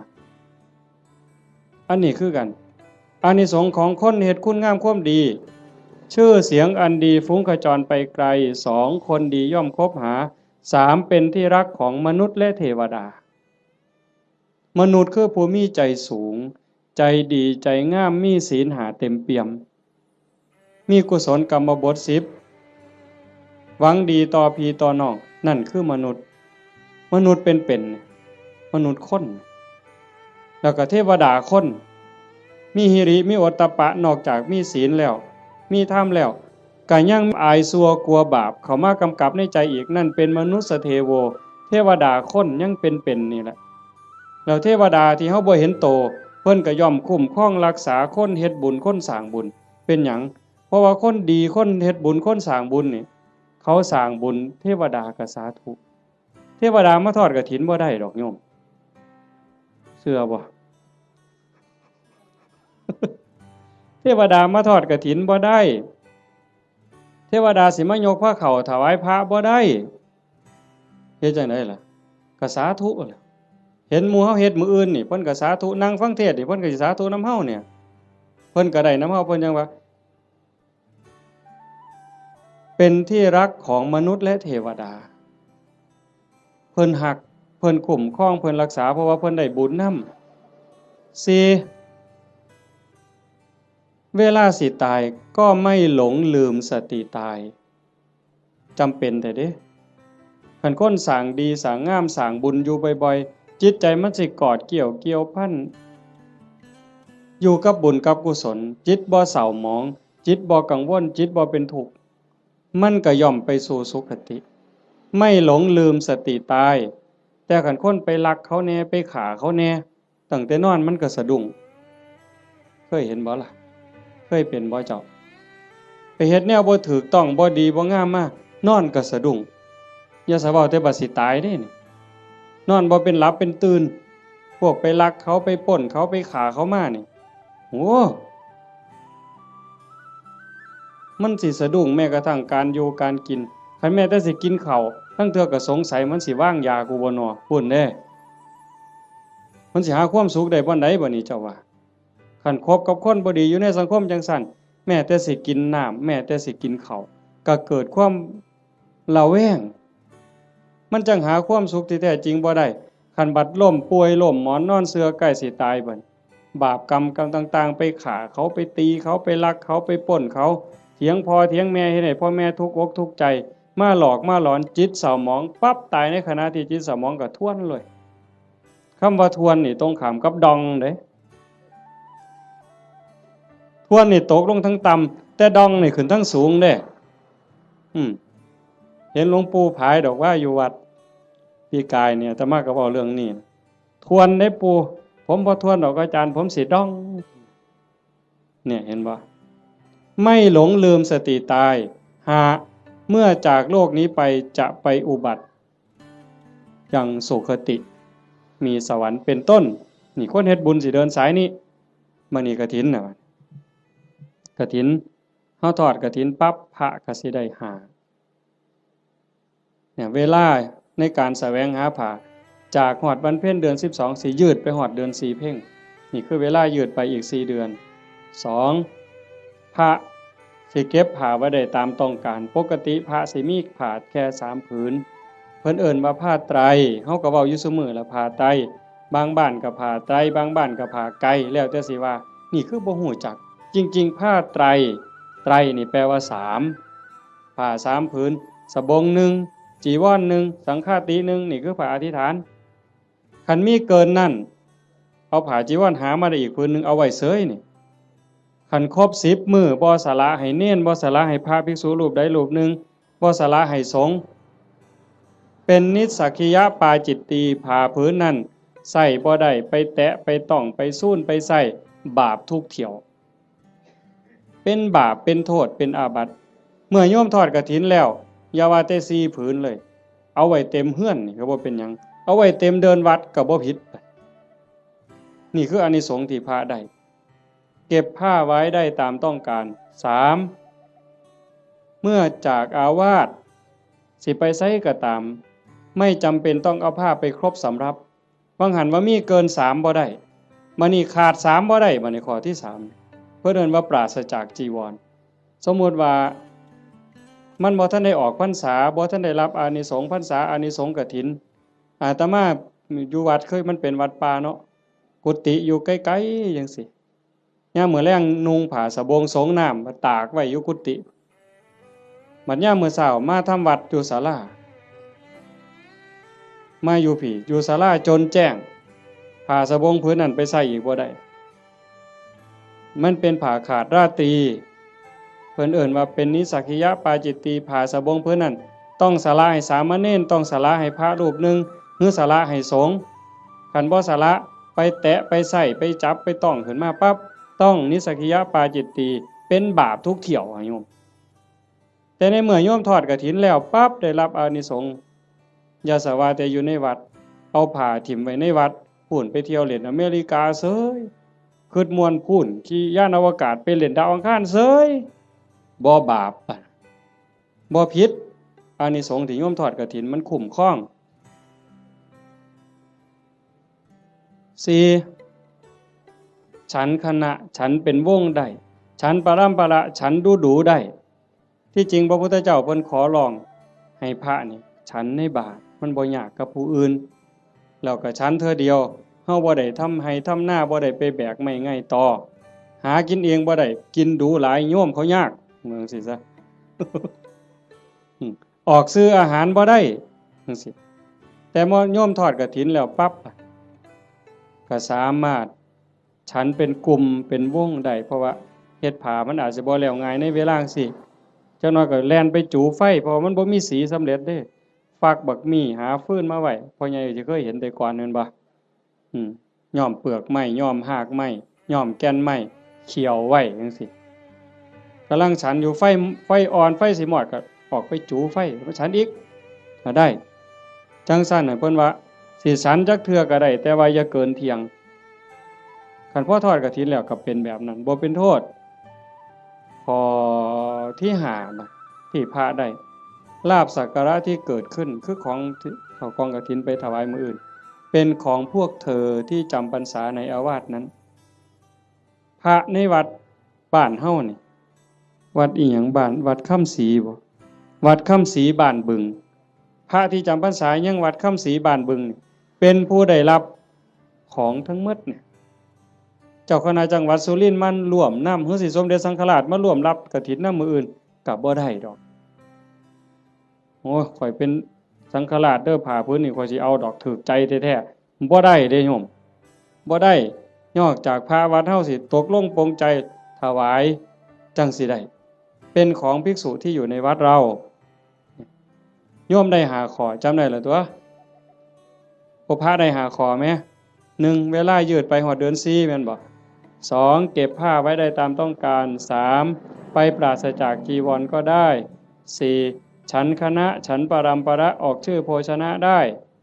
เพิ่นจังเฮาสิได้ยินครูบาอาจารย์เพิ่นบอกเรื่อยๆว่านิมนต์ฉันเพลนิมนต์ฉันจังหันบ่แม่นอาจารย์นิมนต์ฉันตำบักหุ่งบ่ได้อาจารย์นิมนต์ฉันต้มปลาอันนี้ก็บ่แม่นนิมนต์ฉันข้าวอันนี้ก็บ่แม่นคันรับกฐินแล้วก็ได้อยู่จังซี่นะแต่เฮาก็บ่จำเป็นก็จักสิไปว่าเฮ็ดหยังเนาะก็แล้วไปดอกบัดนี้โยมได้หยังหมด1อายุยืนผู้ทอดกฐินผู้ร่วมไปอนุโมทนากฐินสิได้ประโยชน์คืออานิสงส์1อายุยืนชาตินี้อาจจะท่านบ่ท่านก็บ่แน่บาปเก่ากรรมเก่าที่เฮ็ดไว้มันอาจกำลังส่งผลอยู่คันบุญเก่าบ่แห้งพอมันก็ต้องไปตามนั้นแต่คันเฮาเฮ็ดด้วยความตั้งใจชาติต่อไปพบต่อไปผลบุญมันตามทรงนี่1อายุยืนทั้งตัวเลข80ปี90ปี100กว่าปีแข็งแรงบ่แม่นนอนอยู่ในห้อง ICU ว่าอายุหลายปานใด100ปีพวกก็บ่พอใจดอกแนวนั้นเนาะนอนในห้อง ICU ให้อาหารทั้งสายอย่างหันใจเองก็บ่ได้ก็จักสิยืนไปหยังล่ะเว้ยแต่ก็บ่แม่นแต่ตัวเลขซ้ำนั้นผมก็ยืนผมบ่งอกง่ายบ่โลนง่ายจังซี่นะแขวก็ยืนบ่ขูบ่ลนบ่โยกบ่ค้อนนี่ตาก็ยืน70ปี80ปีห้อยก้นเข็มปั๊บแง่ปั๊บดึงจักโลดนั่นคือบุญเด้น่ะคันผู้บุญบ่หลายบัดนี้ว้ายใส่แว่นสายตาตั้งแต่อยู่ประถมพี่อย่าสว่าแต่เข็มเย็บผ้าเลยเข็มเย็บกระสอบนี่ก็จ้อยหูล้มแข้งนี่ก็แง่บ่ถึกอยู่ นั่นคือบุญบ่พร้อมโยมคันทอดกฐินแล้วมันสิได้บัดนี้ตาสิดีแต่ชาติต่อไปเด้คันมีของเก่าก็เอาชาตินี้ลดแล้วหูดีบัดนี้หูก็ยืนแขวก็ยืนตาก็ยืนผิวพรรณก็ยืนบ่คือกันเด้ผู้บางคน40ปีนี่เฒ่าเพราะปานหยังแต่ผู้บางคน50 60 70นี่ผิวพรรณยังสดใสอยู่สีดำสีขาวก็ตามดอกแต่ว่าบ่เหี่ยวบ่ย่นหลายนั่นมันเป็นบุญทั้งหมดนะโยม1อายุยืนย้อนหยังยืนย้อนโยมถวายกฐินแล้วพระสามารถบ่เป็นโทษทางพระวินัยได้รับอานิสงส์ยืดไปฮอดเดือน4นี่คือมันตอบกันทันที2แม่เว้ย2โยมสิรวยย้อนหยัง ย้อนโยมทอดกฐินแล้วพระสามารถเก็บผ้าไว้ได้ตามต้องการโยมก็สิเป็นผู้ร่ำรวยด้วยโภคทรัพย์แก้วแหวนเงินทองเอียงต่างๆอย่างเว้ามาหั่นแหละ3โยมมีทรัพย์สินสมบัติขึ้นมาแล้วโจรลักบ่ได้ไฟบ่ไหม้ลมบ่พัดพระราชาบ่ยึดเขาเป็นของหลวงเป็นหยังย้อนโยมทอดกฐินแล้วพระเพิ่นสามารถไปปราศจากจีวรเอาผ้าไปบ่ครบก็ได้พระวินัยบ่ผิดบ่พลาดตรงนั้นคุ้มครองทางโทษพระวินัยให้ก็เลยเกิดมาคุ้มครองทรัพย์โยมอานิสงส์มันว่าคุ้มครองตรงนี้โยมถวายกฐินแล้วพระรับผ้าไว้ได้ตามต้องการก็เฮ็ดให้โยมรวย4โยมทอดกฐินปั๊บพระฉันเป็นวงได้ฉันปรัมปราออกสื่อโภชนาได้โยมสิได้รับอานิสงส์บ่ต้องศาสตราบ่ต้องอาวุธบ่กินของแสลงบ่ต้องยาผิดแม้กระทั่งเขาเจ้าว่างยาใส่ยาเฮาก็สิปลอดภัยพุ่นเด้บ่ผิดกระบูนเป็นโรคภัยเจ็บไข้ได้ป่วยสิบ่เป็นกินของแสลงบ่ผิดโรคจากอาหารการกินเหล่านั้นอันนี้คืออานิสงส์จากการได้ทอดกฐินข้อที่4ข้อที่5คันเฮาเกิดมาเป็นผู้หญิงชาติต่อไปพบต่อไปสิงามหน้าตาดีผิวพรรณดีสวดทรงดีเฮาสิเคยเห็นผู้บางคนงามงามหน้าตางามแต่ว่าหุ่นบ่ดีสวดทรงบ่ดีบางเทื่อหน้าตางามแต่ว่าแขนรีบเนี่ยมันบ่เกิงกันผู้บางคนหน้าตางามแต่ว่ารูปร่างบ่ดีผู้บางคนรูปร่างดีดีเด้อบางทั้งหลังห้วยบ่แม่นสิแม่นนางงามจักรวาลซั่นบ่แงกหน้ามาว่าแม่นยักษ์สดน้ำร้อนมันเป็นจังไดยายมันเป็นจังไดยักษ์สดน้ำร้อนนี่เขาบ่เคยเห็นดอกเว้ยคันเห็นแต่อยู่หน้าโบสถ์ตั้งแต่มันยืนอยู่มันก็เป็นตางึดแม่งคันมันสดน้ำร้อนอีกมันสิเป็นแนวใดเนาะอันนั้นแต่คันเฮาทอดกฐินแล้วเป็นผู้หญิงข้อที่5นี่อานิสงส์ข้อที่5สิงามคันเกิดเป็นผู้ชายชาติใดชาติหนึ่งคันได้เกิดพร้อมพระพุทธเจ้าสมัยที่มีพระพุทธเจ้ายังทรงมีพระชนมายุอยู่สิได้ฟังธรรมต่อเบื้องพระพักตร์ฟังเทศน์ที่พระพุทธเจ้าเทศน์ให้ฟังแล้วสิได้บรรลุธรรมแล้วขอบวชพระพุทธเจ้าบวชให้พระพุทธเจ้าเป็นอุปชฌาย์คันเว้าภาษาเฮาเอหิภิกขุอุปสัมปทานั่นคืออานิสงส์จากการทอดกฐินมันบ่น้อยเด้โยมจังซั่นจังพากันตั้งอกตั้งใจเด้อลูกเต้าเหล่าหลานก็ตามเด็กเล็กเด็กน้อยก็ตามโยมไม่ออกผู้เป็นเจ้าภาพหลักตุ่มพี่ตุ่มน้องถือว่าเป็นประมุขเป็นประธานเป็นหัวหน้าเทวดาให้เฮ็ดใจให้ม่วนๆบ่ได้เฮ็ดดูปานใดดอกปีนี้อาตมาก็จะเฮ็ดอยู่หลังจากแล้วอยู่วัดวันที่21 22ทอดอยู่วัดวันที่25อาตมาสิไปทอดอำเภอเสรภูมิจังหวัด101ก็อยากได้คือกันนะโยมอยากเฮ็ดบุญคือกันก็พยายามมีโอกาสบ่ใดก็จะเฮ็ดให้เฮาได้ตั้งอกตั้งใจรักษาใจเจ้าของนี่จากนี้ไปให้มันงามๆไผสิว่าจังได๋ก็สร้างสิเกิดอิหยังขึ้นก็ให้ใจเฮาสงบให้ใจเฮางามเพื่อมันสิเป็นแรงเกื้อหนุนส่งจิตวิญญาณเฮาให้ไปที่ดีที่งามไปสู่ที่ชอบที่สุขตินอกจากนั้นเฮาก็มีความหมายหมั่นปั้นมือว่าสิอุทิศบุญกุศลให้บุคคลผู้มีพระคุณเป็นพ่อเป็นแม่ปู่ย่าตายายผู้มีพระคุณทั้งหลายที่เฮาฮักเฮาแพงตลอดถึงเจ้ากรรมนายเวรที่ว่าไปว่าหั่นว่าได้เฉพาะปรัตถตูปชีวีอันนั้นคือได้ทันทีแต่นอกจากนั้นสิเป็นสัตว์นรกก็ตามเป็นเปรต11จางนั่นชนิดนั้นก็ตามอสุรกายสัตว์เดรัจฉานเทวดาอินทร์พรหมคันเพิ่นได้เห็นการกระทำที่งดงามคือโยมเฮ็ด1 ชั่วโมงกับ25 นาที20 กว่านาทีที่เฮาฟังธรรมมานี่เฮาเงียบเฮาสงบเฮาตั้งใจมองนี่บ่ว่าดวงจิตดวงใดดวงวิญญาณดวงใดก็แล้วแต่สิล่องลอยมาพบมาพ้อมาเห็น อดบ่ได้ย่อมอ่อนซ่อนย่อมอนุโมทนาเพิ่นสิได้นำเฮาตอนเพิ่นอนุโมทนายินดีนำอ่อนซ่อนนำอันนี้นักปราชญ์ก็ยกย่องบัณฑิตก็สรรเสริญแม่นพระพุทธเจ้ามาพบมาพ้อเฮานั่งฟังเทศน์สมโพธิกองกฐินอยู่จังซี่พระองค์ก็ย่อมอนุโมทนาสาธุจังซั่นจังว่าบุญตรงนี้เกิดแน่ๆเกิดหลายซ้ำเด้บ่แม่นแต่อาตมาเว้าโยมได้ไหว้พระโยมได้ถวายทานโยมได้สมาทานศีลได้ฟังพระเพิ่นสวดมาติกาสักบงสุกุลเฮาได้ฟังเทศน์ฟังธรรมด้วยความเคารพอันนี้คือกิริยาอาการที่เป็นบุญปุญญกิริยากุศลกิริยามันกลายเป็นบุญเป็นกุศลให้โยมเฮ็ดไปเรื่อยๆจนกว่าสิบ่มีลมหายใจบ่อิ่มบ่เต็มบ่เพียงบ่พอง่ายอย่าว่าพอแล้วล่ะอย่าว่าพระพุทธเจ้าตรัสรู้เป็นพระสัมมาสัมพุทธเจ้าแล้วมีมื้อใดที่พระพุทธเจ้าบ่เฮ็ดบุญบ่เป็นแบบเป็นอย่างบ่สอนธรรมแม้กระทั่งลมหายใจสุดท้ายสิมาถึงนอนเหยียดลงแล้วที่สารวโนทยานเมืองกุสินาราก่อนใจสิดับลงพระองค์ก็ยังได้ตรัสสังขารทั้งหลายมีความเสื่อมไปเป็นธรรมดาเธอทั้งหลายจงตั้งตนในความไม่ประมาทประโยชน์ตนก็อย่าประมาทประโยชน์คนอื่นก็อย่าประมาทประโยชน์ทั้งสองฝ่ายก็อย่าประมาทให้รีบสร้างรีบทำเห็นบ่เฮาก็คือกันโยมท่านก็เฮ็ดศีลก็รักษาภาวนาก็ภาคเพียรอ่อนน้อมถ่อมตนต่อผู้หลักต่อผู้ใหญ่ผู้เฒ่าผู้แก่พระสงฆ์องค์เน้นซอยขนขวายในกิจที่ชอบอันใดที่เป็นประโยชน์ออกเหงื่อออกแห้งซอยกันเฮ็ดช่วยขนขวายในกิจที่ชอบฟังธรรมแสดงธรรม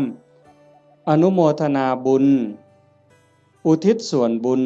ทำความเห็นในถูกต้องถูกตรงอย่างน้อยๆเชื่อว่าบาปมีบุญมีชาติหน้าชาติก่อนนรกสวรรค์มีจริงอันนี้คือต้นเหตุสาเหตุทางเกิดแห่งบุญจึงขออนุโมทนาสาธุกับญาติโยมสุโขสุคนเด้อท้ายที่สุดก็ขอรัตนะอ้างอิงเอาอำนาจแห่งคุณพระศรีรัตนตรัยคุณของพระพุทธเจ้าพระธรรมพระสงฆ์และอำนาจแห่งบุญกุศลคุณงามความดีที่มีทั้งหมดทั้งมวลในสากลจักรวาลจงหลอมร่วมมาเป็นตบะเป็นเดชะเป็นพลวปัจจัยอำนวยหนุนส่งไปถึงดวงจิตวิญญาณของโยมพ่อใหญ่ตาแม่ใหญ่พุทธบุญรัตน์ตลอดถึงญาติโกโหติกาปู่ย่าตายายผู้มีพระคุณทั้งหลายสรรพสัตว์ทั้งหลายเจ้ากรรมนายเวรของญาติโยมทั้งหลายหากว่าสามารถรับรู้รับทราบได้ด้วยตนเองก็จงอนุโมทนาสาธุรับเอาหากบ่สามารถสิรู้ทราบได้ด้วยตนเองก็ขอฝากข่าวบุญข่าวกุศลที่โยมพ่อใหญ่อ่อนแม่ใหญ่สมศรีสมบัติโยมภาวิรัตน์วิภารัตน์โยมทวิศักดิ์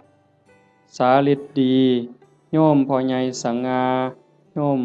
กาญจนาโยมสิริพรโยมกิตติบุญรัตน์โยมชูชาติผลกังวานโยมแม่ใหญ่สมบูรณ์กตศิลาโยมประจวบโยมมณีรัตน์